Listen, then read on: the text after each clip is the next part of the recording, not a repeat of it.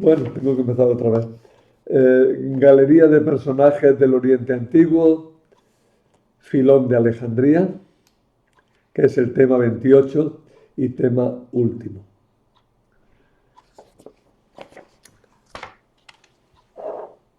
Buenos días, buenas tardes, buenas noches, para mí es por la mañana. Y empiezo este tema después de haber dicho en el tema anterior que ya había acabado el curso. Pero es que de verdad cuando acabé el tema anterior estaba pasando un momento de cierto agotamiento y creía que no iba a tener fuerza para realizar este tema que estaba programado como el último tema del curso.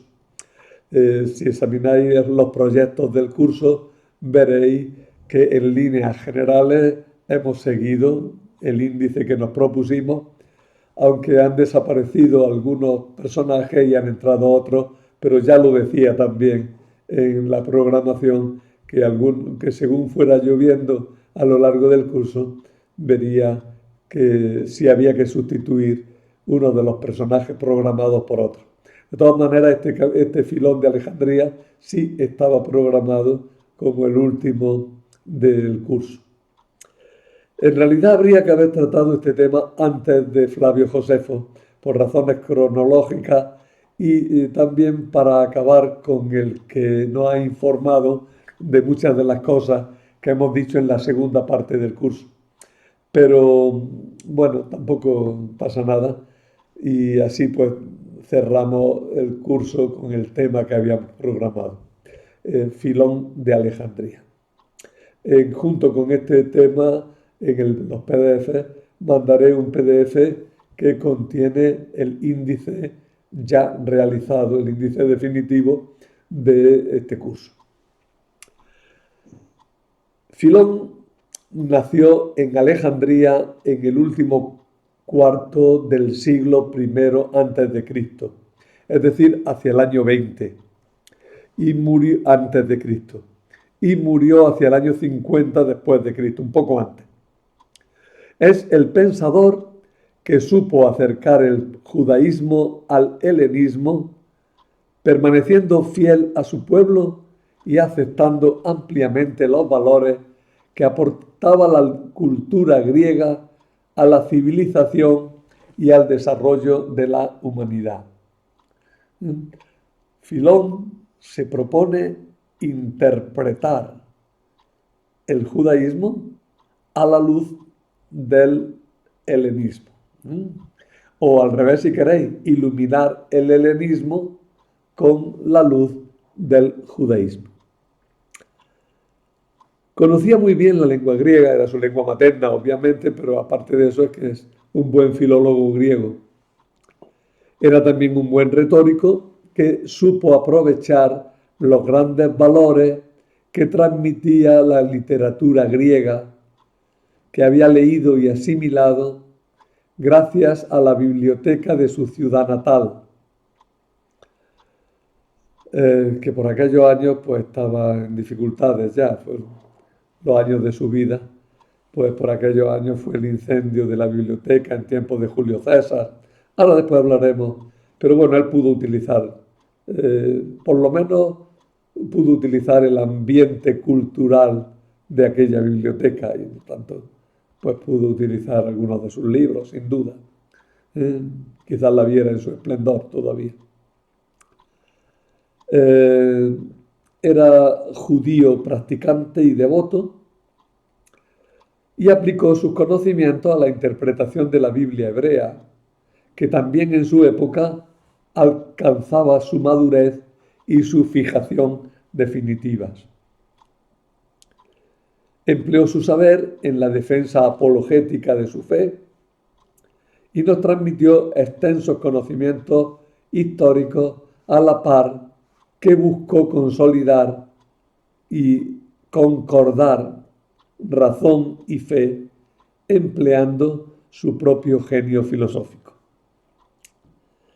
Expuso con claridad la fe judía, haciéndola aceptable para los griegos mediante la aplicación de su método alegórico que desentrañaba mediante el recurso a la alegoría, las profundas enseñanzas contenidas en los escritos de Moisés, los profetas y los sabios de Israel.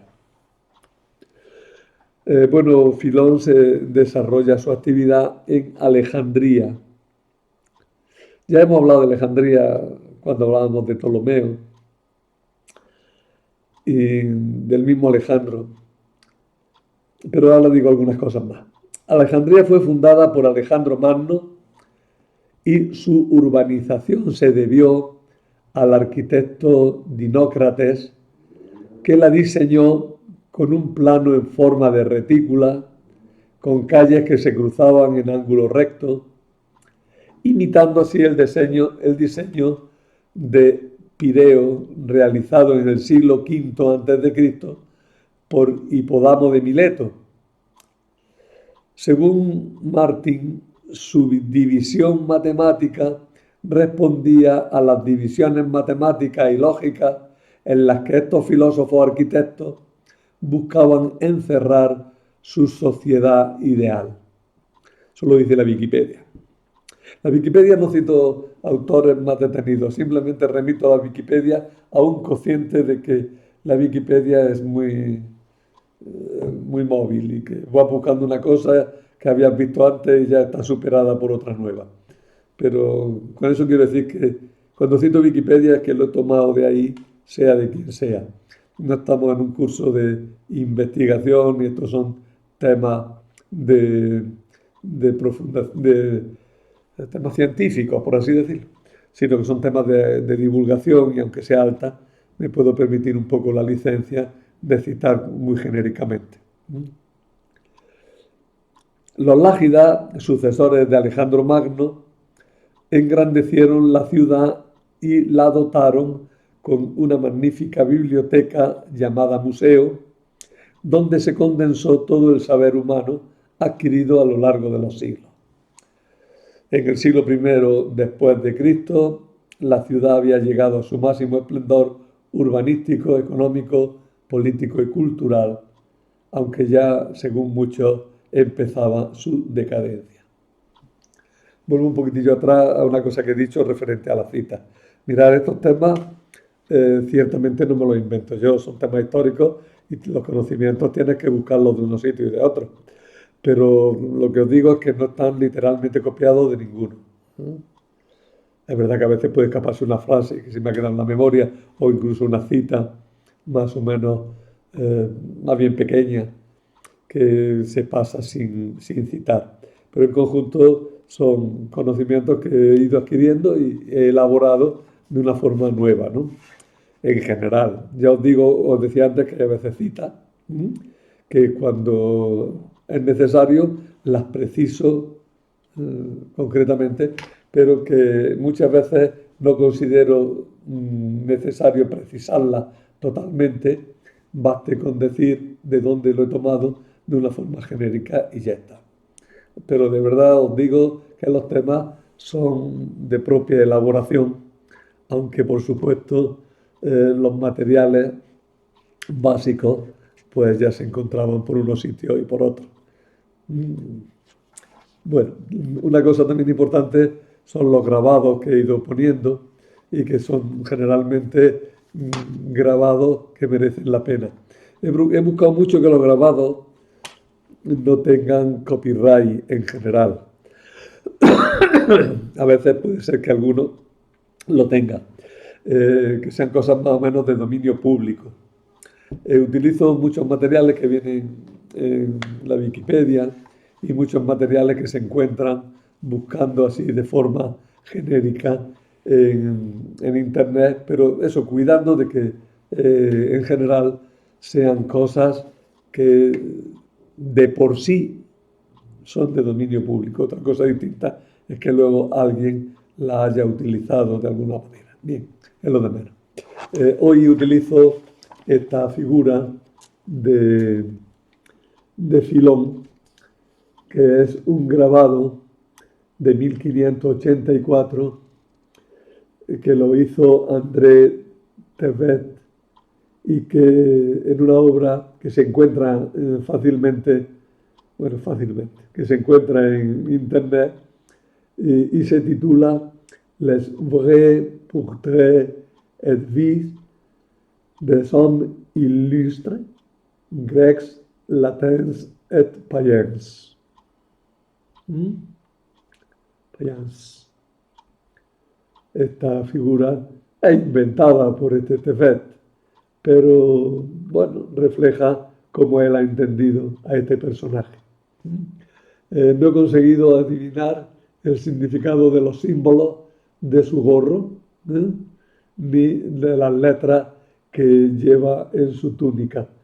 Os pido perdón por ello, pero porque a lo mejor era muy fácil, pero la verdad es que no he logrado información sobre ninguna de esas dos cosas. ¿Eh? El libro sí lo he controlado y he tomado de él este, este grabado y por eso os lo pongo aquí.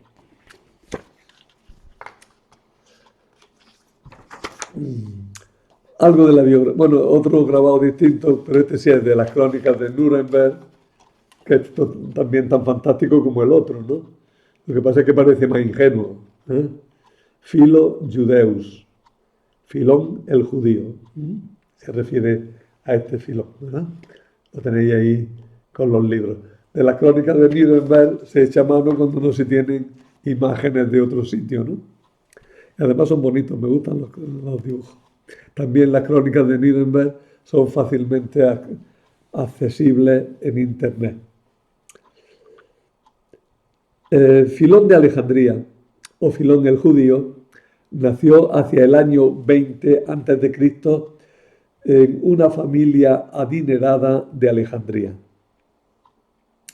Curiosamente conocemos a dos hermanos, a Filón, del que estamos hablando, y a un hermano suyo llamado Alejandro, que ocupó el cargo de alabarca, es decir, funcionario de aduanas, que lo enriqueció enormemente. Este Alejandro, hermano de Filón, era muy rico y además era cercano a una familia noble de Roma. Era muy cercano a Antonia Minor, es decir, a una hija de Marco Antonio y Octavia.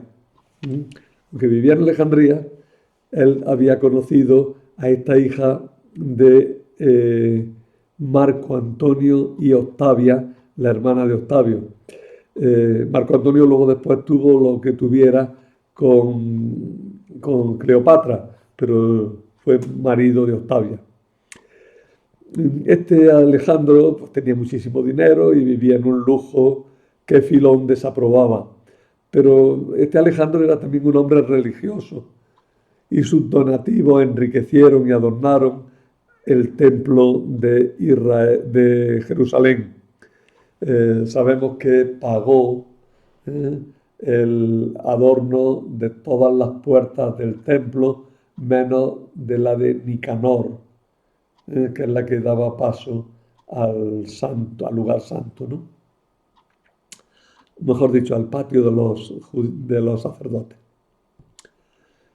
Sabemos muy poco de la vida de Filón. Podemos sacar datos de su obra, de su propia obra, pero no es pródigo en darnos referencias autobiográficas. Podemos encuadrarlo bien en su tiempo y en la historia del pensamiento a través de su obra, eso sí, y de menciones de él que encontramos también en otros autores. El único dato de su biografía que puede fecharse con seguridad es que el año 40 después de Cristo, 39-40, siempre los años de la antigüedad por principio son más menos uno. Pues en este año 39 o 40 viajó a Roma encabezando una embajada ante el emperador Calígula. Bueno, Calígula se llamaba Cayo o Gallo, y oficialmente utilizaba el nombre de Gallo, ¿no? Sin embargo, ha pasado a la historia con el mote, con este apelativo de Calígula, que es un mote que le pusieron los soldados cuando era chico, porque llevaba una calígula, es decir, una sandalia pequeñita. y le decían el Calígula, el de la sandalia pequeñita, ¿no? Y con ese mote ha pasado la historia, pero su nombre era Gallo. Pertenece a la familia Julio Claudia. Bueno, pues Filón fue encabezando una embajada ante el emperador Calígula para protestar por el trato recibido por su comunidad en el motín que en el año 38 había estallado en Alejandría contra los judíos. Motín que no solo no había sido reprimido, sino que había sido alentado por el gobernador judío, por el gobernador romano llamado Aulio Abilio Flaco, para los amigos Flaco. Pues bien, Flaco había alentado incluso, y esta delegación judía, pues triste, dolorida y enfadada, fue a Roma a buscar el amparo del emperador. Y poco después, cuando volvió, en torno al año 41, escribió un tratado sobre esta embajada que llamó Legatio ad Gaium, embajada a Cayo. Ese libro ha llegado a nosotros y por este acontecimiento sabemos que que murió en Alejandría después del año 41 después de Cristo. Evidentemente, si escribió este libro en el año 41, tuvo que morirse después. Así es que así se enmarca su vida. Y en este libro dice que ya era viejo. Viejo entonces, con 60 años ya era viejo, ¿no? Pues entonces, por eso se ha calculado su vida a partir de este dato, entre el año 20 antes de Cristo y el año 40 y tanto después de Cristo.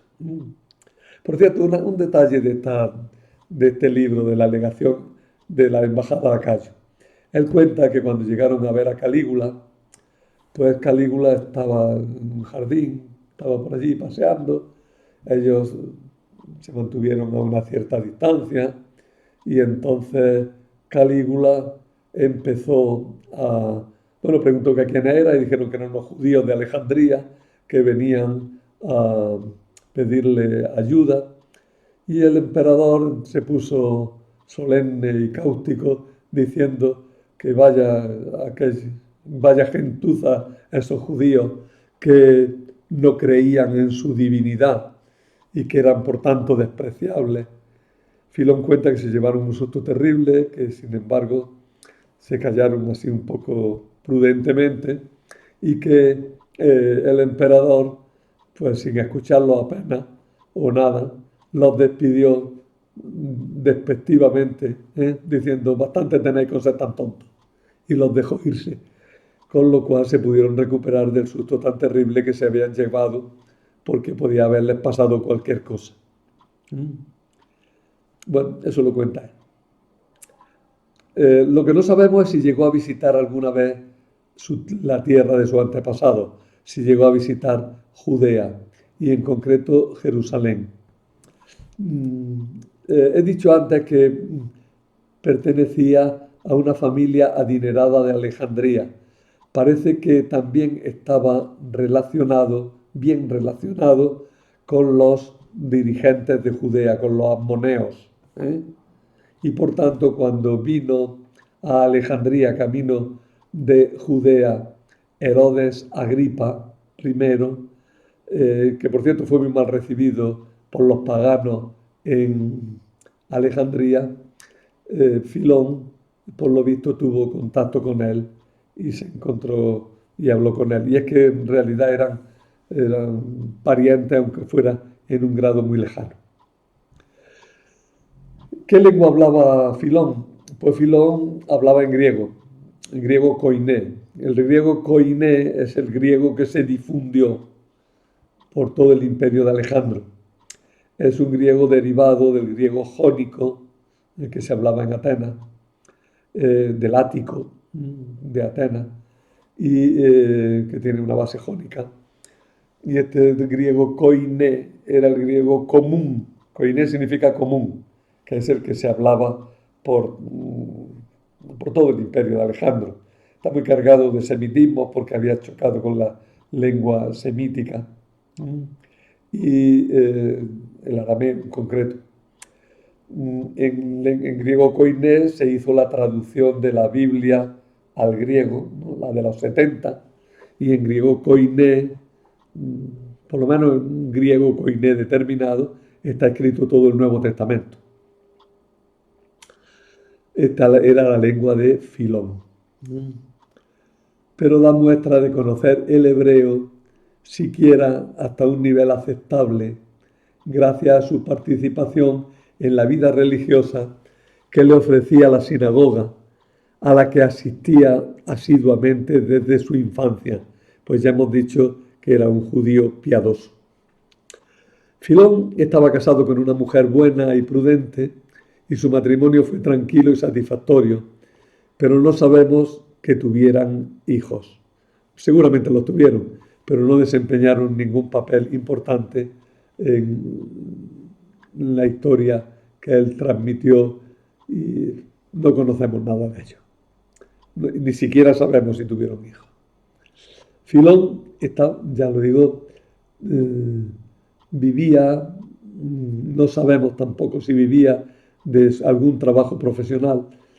Es probable que sí, porque a los judíos les gustaba tener siempre un oficio, aparte de que fueran eruditos, ¿eh? Y eso no importaba que fueran ricos para tener ese oficio. Lo que no sabemos es si vivió de ese oficio. Fijaros que eso del oficio ha permanecido luego a lo largo también de los siglos en algunas familias reales. Ahora no, pero en la familia real española, en los Borbones primeros, sí solían tener oficios, ¿no? Me parece que Carlos IV era buen carpintero. Luego de una reina también, creo que de la reina Victoria, o de Alfonso XIII o XII, se dice que eran buenos encuadernadores. Bueno, eso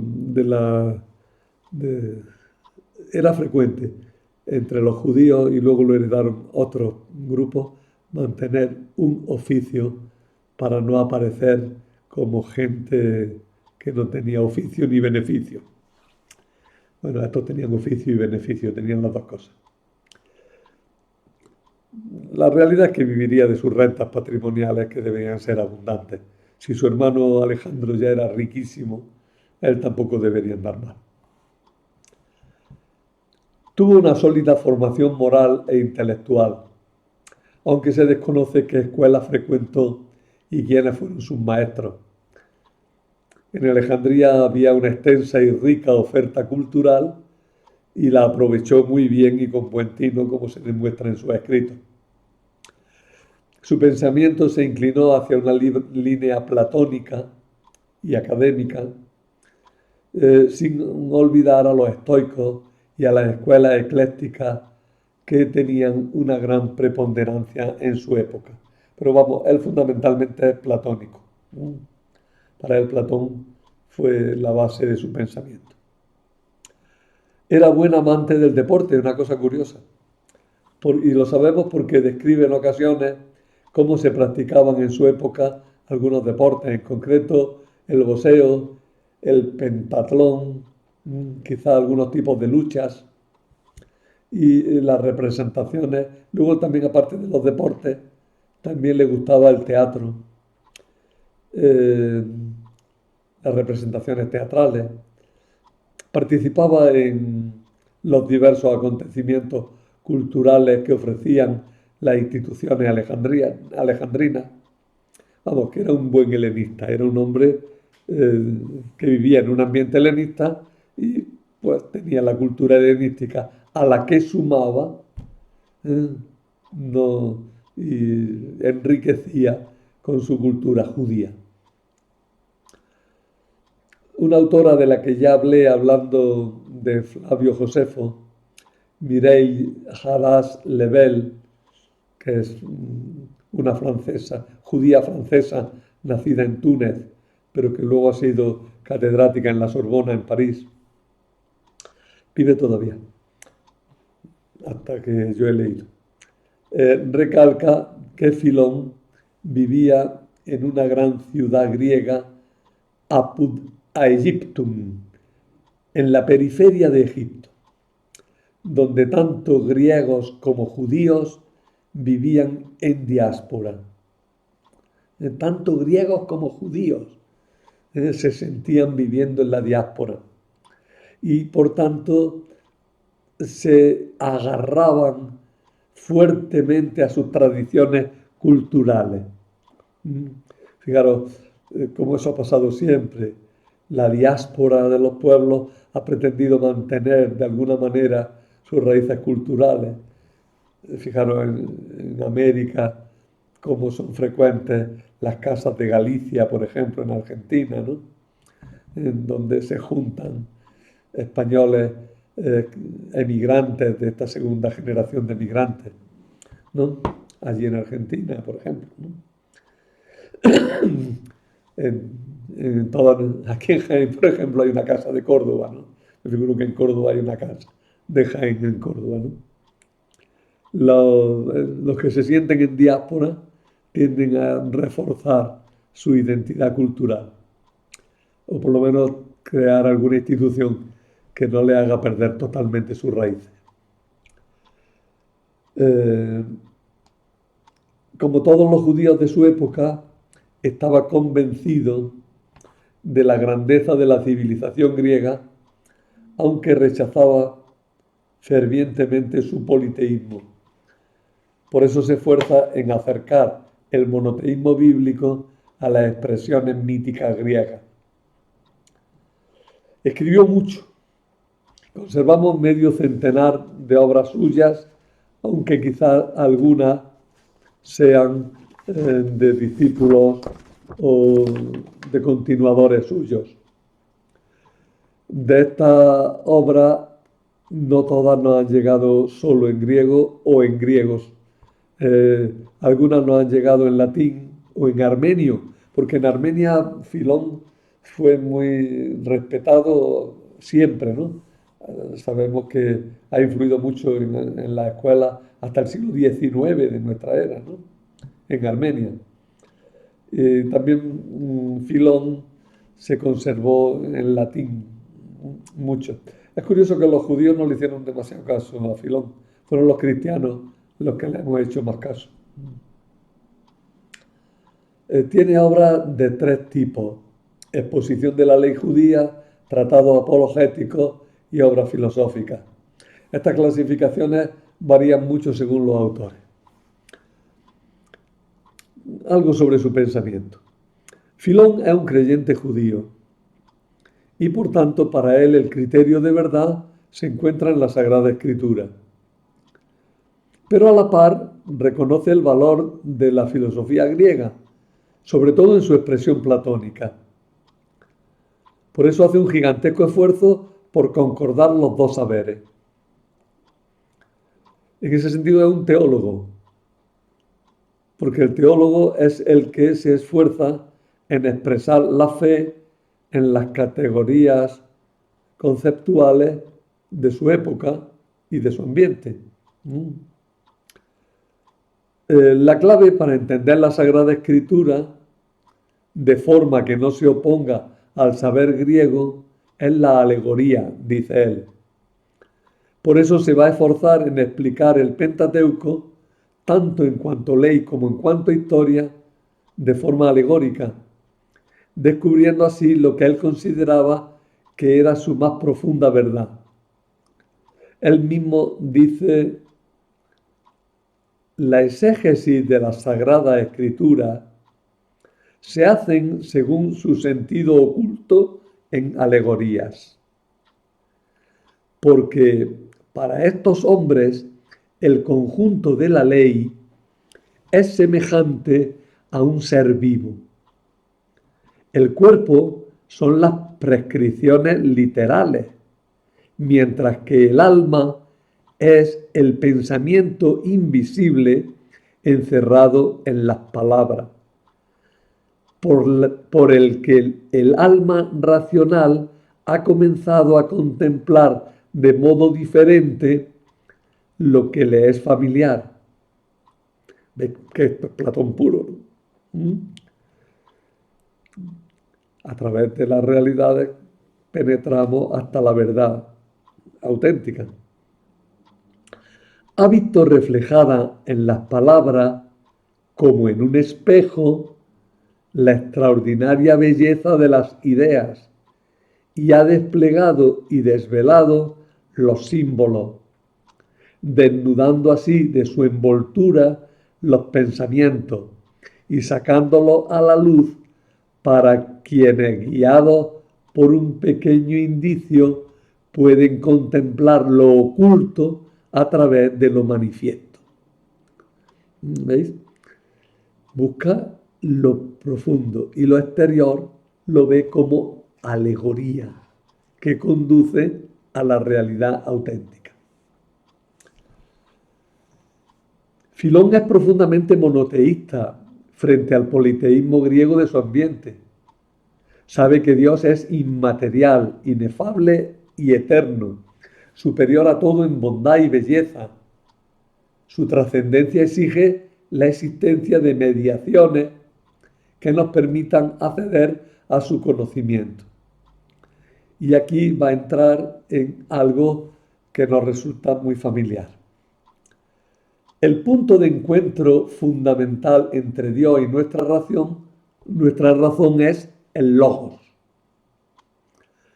Logos significa palabra, pero puede significar también pensamiento, puede significar también proyecto, puede significar también razón, ley racional.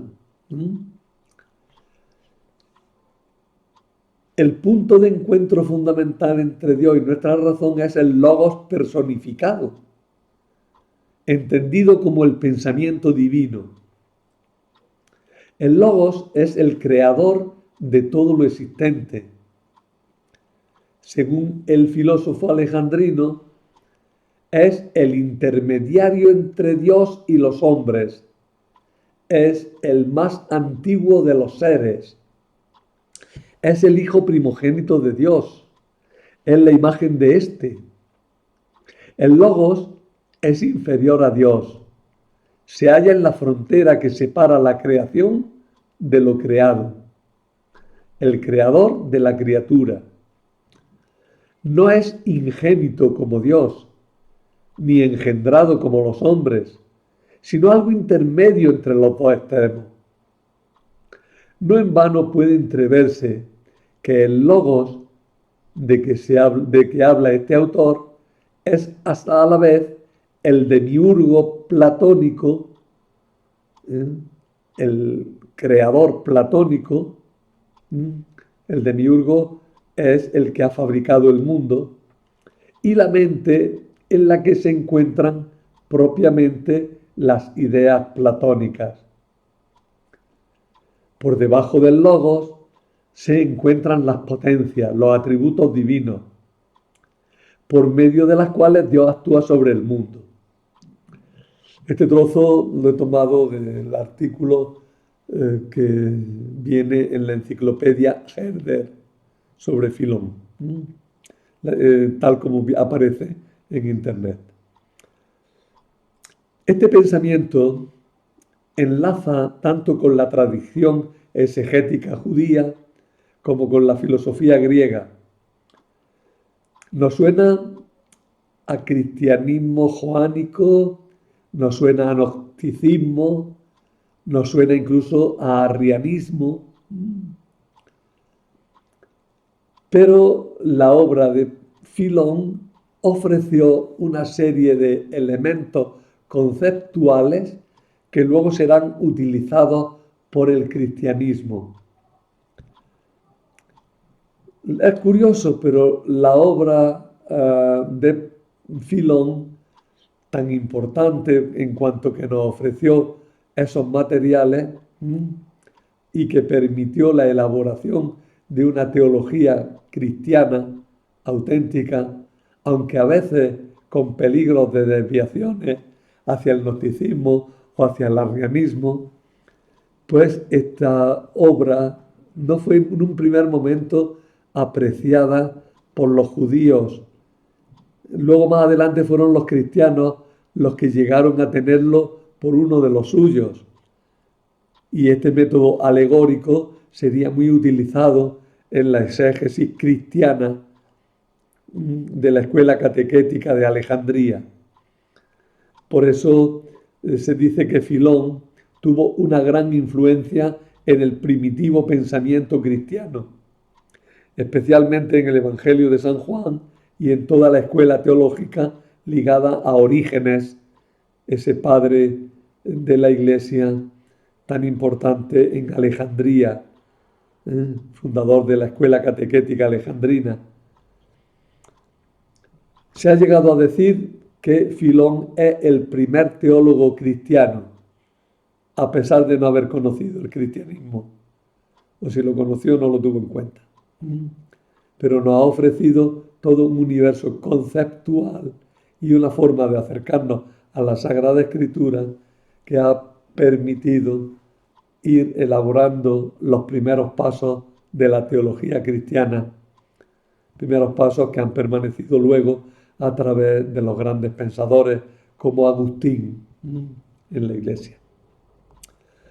Si queréis saber más de Filón, pues hay muy buenos artículos sobre él en Internet. Yo recomiendo el que aparece en la Enciclopedia Filosófica Online, que está muy bien, muy bien. Os pongo ahí la reseña, por si alguien no tiene los apuntes y quiere ver este enlace, tendría que copiarlo lentamente. Bueno, os digo que sinceramente que probablemente llega antes poniendo Filón de Alejandría y buscando este artículo. ¿Puedo?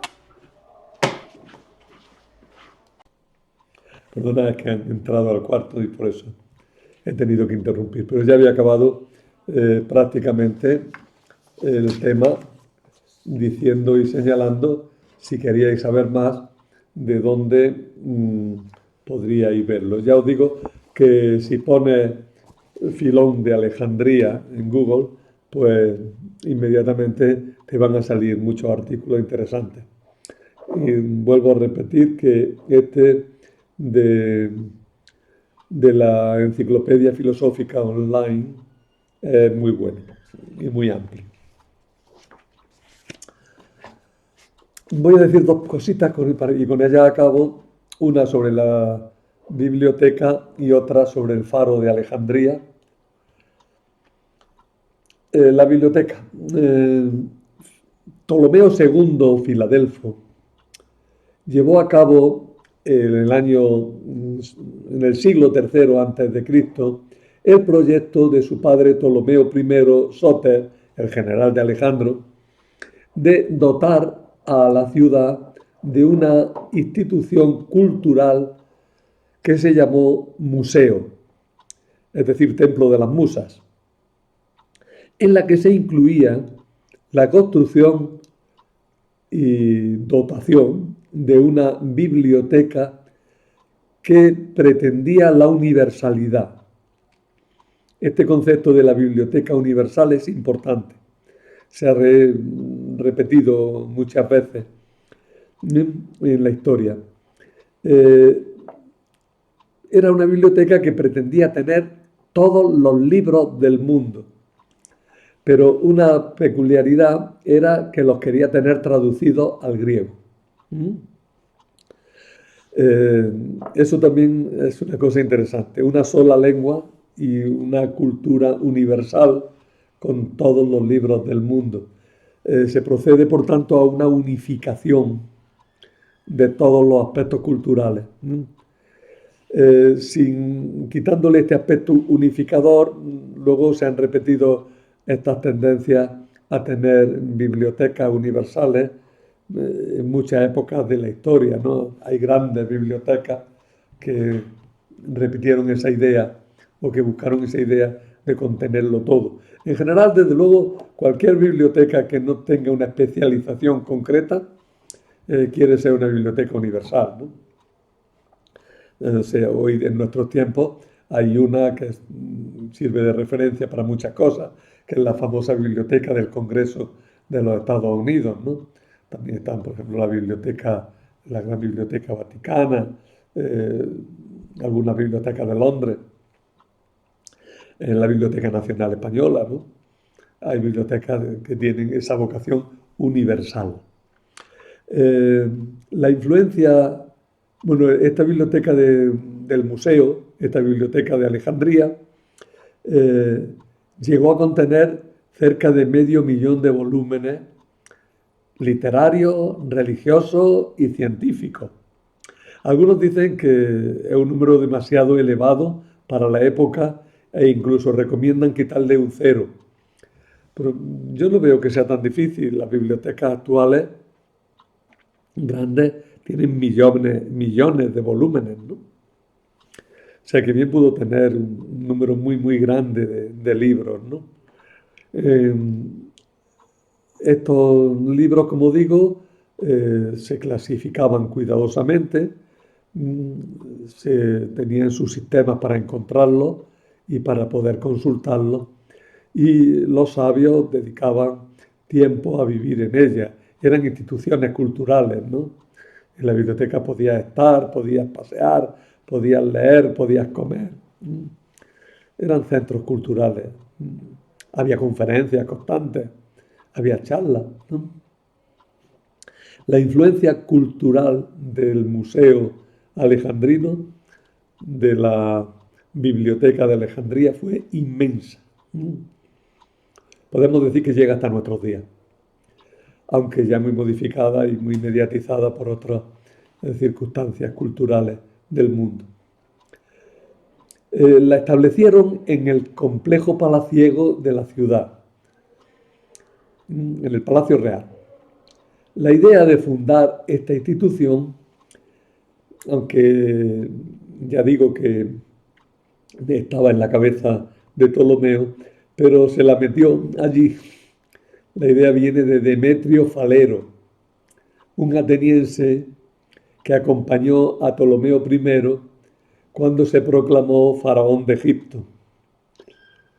Se dice que el rey, luego que lo llevó a cabo, que fue Ptolomeo II, practicó una política agresiva para tener libros.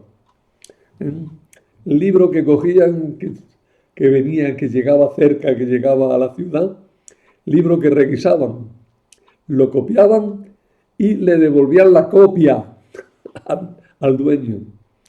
Registraban incluso los barcos, y si encontraban en los barcos libros, se los retiraban, los copiaban y les devolvían la copia, diciendo, mira, este está más nuevo. De forma que la biblioteca se fue enriqueciendo. Pero no solo con estos libros de requisa, sino que también se compraron libros por todo el mundo. Se mandaron emisarios bien dotados económicamente a todo el mundo conocido, accesible, para que adquirieran cuantas obras fuera posible. Además de las obras compradas, de las obras requisadas, también la producción propia de libros debió de ser muy considerable. Según Filón, a quien hemos dedicado nuestro tema, también la Biblia tuvo lugar en esta biblioteca y transmite una leyenda sobre cómo se hizo la copia de la traducción de la Biblia. Esa leyenda coincide en gran parte con la que se nos ha transmitido también en la obra del pseudo Aristeas. Y fundamentalmente viene a decir que se pidieron traductores al sumo sacerdote de Jerusalén, que se les trató espléndidamente, que la traducción se hizo en la isla de Faros, donde ellos tranquilamente pudieron traducirla, y que la traducción de diversos modos se hizo con admirable unidad, por lo cual, de alguna manera, se veía que Dios había intervenido inspirando a los traductores. Entonces, esa es la leyenda de la traducción. Como los traductores fueron 72, pues la Biblia, redondeando, se la llama la traducción de los 70. Nosotros culturalmente se suele decir la Septuaginta, diciendo la palabra en latín y escribiéndola con números romanos, LXX. La Septuaginta es la traducción de la Biblia al griego que, según la leyenda que transmite el mismo Filón, fue hecha en la isla de Faros, a petición de el rey de Egipto, que pidió traductores al sumo sacerdote de Jerusalén. Bueno, la leyenda es muy bonita, pero probablemente la traducción se hizo en las sinagogas de Alejandría y de los alrededores. Fueron muchas traducciones diversas que se fueron unificando lentamente y se fueron haciendo por trozos sueltos hasta que se unificaron en una sola obra. Pero lo que nos interesa es que también la Biblia estuvo en la biblioteca de Alejandría y estuvo traducida al griego. Parte de la biblioteca se colocó, al parecer, en el templo de Serapis, llamado el Serapeo. Y aquí sí que es verdad que nos perdemos en infinidad de historias nunca bien contrastadas. El Serapeo tuvo una buena biblioteca, seguro. ¿Era parte de la biblioteca general? No lo sabemos. ¿Era una biblioteca independiente? Pudo serlo. Cuando desapareció la biblioteca principal, ¿quedó el Serapeo? Dicen que sí. Al final se destruyó también el Serapeo, pues también se destruyó, porque no han quedado obras. ¿Quién destruyó la biblioteca? Pues es muy discutida la forma en que la biblioteca desapareció. La forma fácil es decir que primero los romanos, que fueron muy brutos, ya Julio César no tuvo cuidado y provocó un accidente que quemó la biblioteca, pero no se debió quemar entera, porque se dice que Marco Antonio trajo libros desde Pérgamo para incluirlos en la biblioteca, luego no se había destruido del todo. Pero bueno, se dice que fue destruida primero por Julio César en ese incendio, sin querer, en ese incendio, y que luego los cristianos, pues, con su brutalidad normal, pues fueron los que la destruyeron, y los árabes, pues también con su brutalidad también normal, pues también la destruyeron. No, vamos a dejar de tonterías y vamos a dejarnos de mitos. Es verdad que hubo problemas y hubo sectarismo y hubo motines y hubo de todo lo que pueda haber en una sociedad humana. Pero si algunos cristianos provocaron motines y provocaron problemas que condujeron a la destrucción de algunas destrucciones, a algunos accidentes serios, también es verdad que hubo otros muchos cristianos que cuidaron mucho de la biblioteca, ¿no? O sea que no seamos... Lo mismo pasa con los árabes. Se suele aducir la frase del califa Omar, que en el siglo VI dijo, si esos libros están de acuerdo con el Corán, no tenemos necesidad de ellos. Y si se oponen al Corán, deben ser destruidos.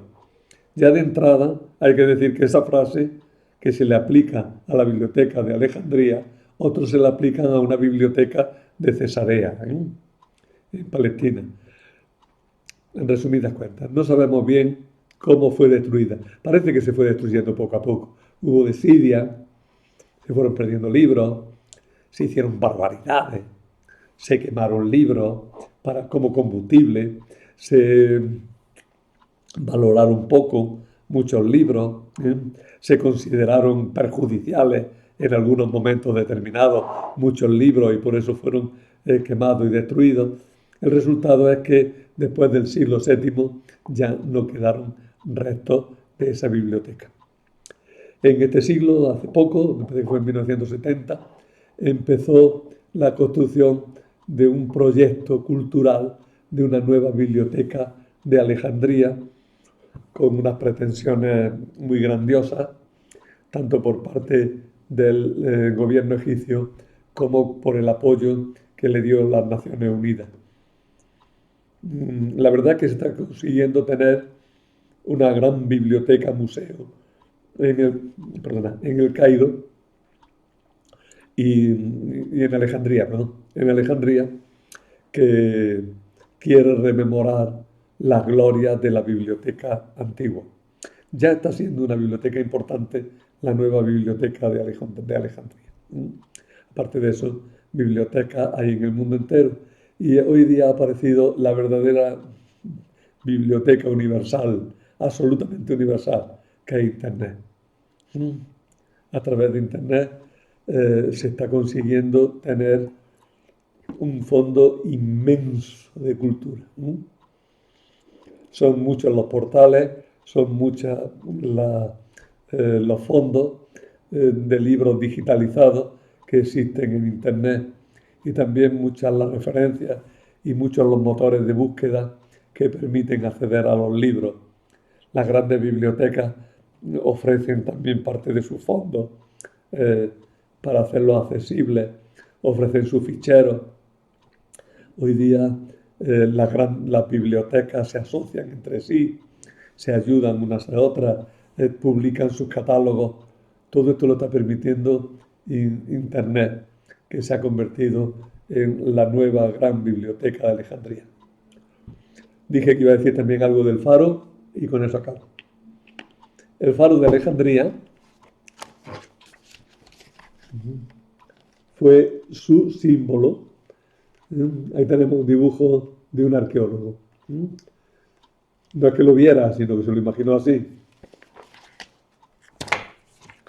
El faro de Alejandría fue el gran símbolo de la ciudad, porque así como el navegante se orienta por su luz para llegar a puerto con seguridad, aún en medio de la noche, así Alejandría quería ser con sus instituciones culturales luz que llevara a la humanidad a los logros más acabados del pensamiento, la técnica y las artes.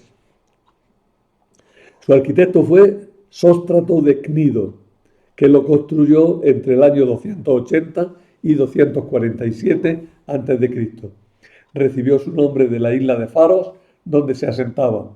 Fue una de las 7 maravillas del mundo antiguo y se utilizó hasta su demolición definitiva el año 1323, después de Cristo, claro, ya muy cerca de la edad moderna.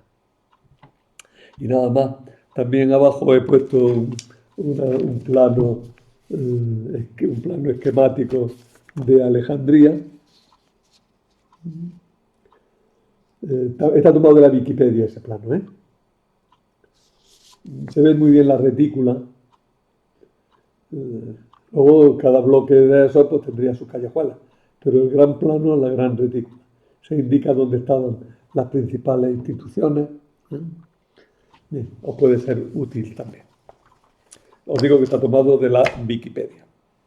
Y nada más, con esto hemos terminado este curso. Ahora sí, de verdad, es un apéndice lo de hoy a lo que decía ya el otro día, cuando hablábamos de Josefo y también me despedía del curso. Daros ya de verdad por despedidos porque el curso sí que está acabado. Os mandaré el índice definitivo, aunque en general he respetado bastante el plan que me propuse al principio. Los autores que he quitado, los he quitado porque no respondían bien a lo que pretendía con esta galería, o bien también porque cuando me puse a escribir sobre ellos me di cuenta que no tenía suficiente material ni conocimiento para poder establecer un tema sobre ellos. Pongo un ejemplo. Quería haber hablado de Onías, un sacerdote, sumo sacerdote judío, que fue importante, y haber hablado a partir de él del judaísmo, pero la verdad es que esa empresa me hubiera llevado demasiado tiempo. Y por eso, pues, Onías, no hablé de él y en su lugar hablé de otras cosas. Espero que de verdad el curso haya sido útil. Nada más. Hasta otra empresa cultural como esta.